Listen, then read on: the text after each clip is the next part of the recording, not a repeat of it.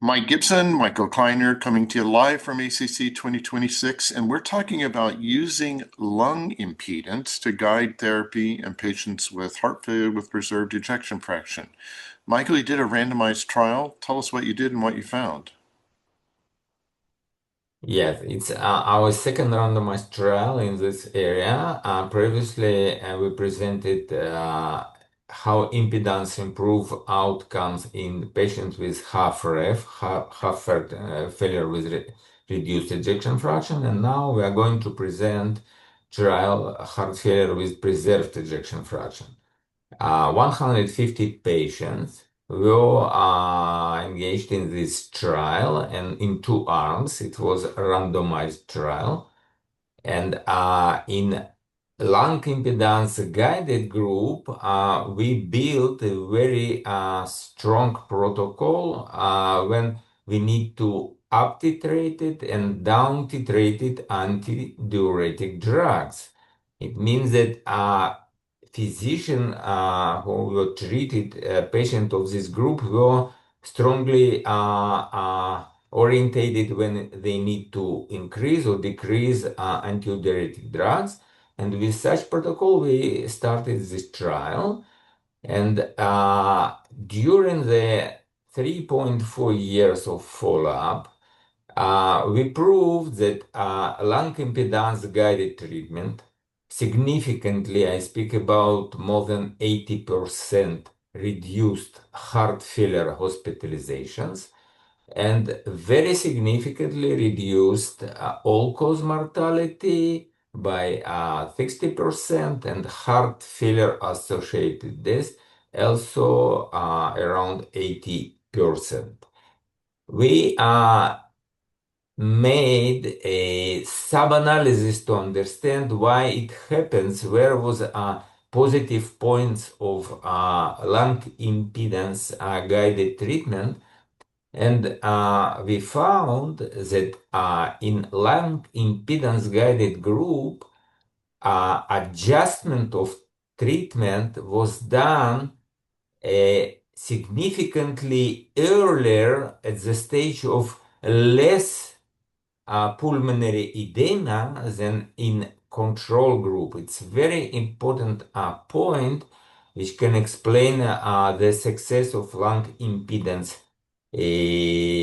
treatment. Also, we found that it was done more often. For example, up titration was done 1.8 times more often than in lung impedance guided group than in control group. But what is also is very important, that down titration was done 5 times more often in lung impedance guided group than in control group. Why is it important, in my opinion?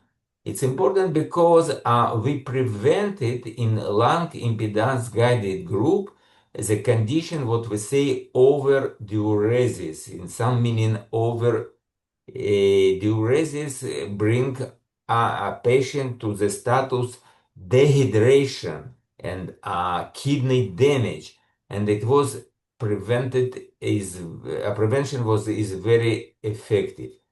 As we use to our analysis additional relatively new parameter in medicine, what is means TTR, time in therapeutic range.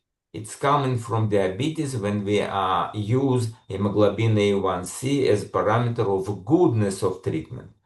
We defined a range where patients are relatively stable and chance or risk to be hospitalized for heart failure is low. And we found that in lung impedance group, patients were in this zone 90% of time of all visits in outpatient clinic. In contrast, in control group, they were less than 50% time in this good therapeutic zone. It's also additional point which explain why lung impedance is very effective to reduce hospitalization, all-cause deaths, and heart failure associated deaths. I want to add additional point which is less connected to our clinical results, but a device we used in this trial, the same device we used in the first trial, is very simple. It's very important. Through the 30 seconds, we can obtain the measurements, and it's very scalable. It may be used in each clinic, in hospitals, at home, in each point of care we want.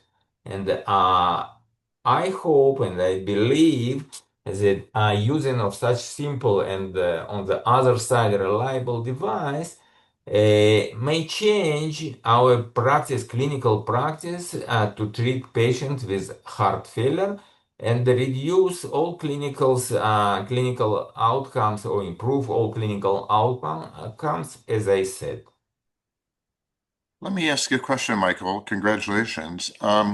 Was time in therapeutic range associated with hospitalization and outcomes? Yeah. It's clear cut as it's additional information which I am going to present in time of Congress that therapeutic range is a zone when our index of amount of fluid in the lung was between -5 to -30. It means that all hospitalization are started since less than -35. This range is very a good range to keep patient on if not on the absolutely dry status, but in relatively dry status with low risk to be hospitalized. And the fact that a patient of LI guided group, lung impedance guided group, were 90% of time, 90% of all visit during 3.4 years in this range means that their chance to be hospitalized was low. Well, so you demonstrated three things. Time in therapeutic range is related to outcomes.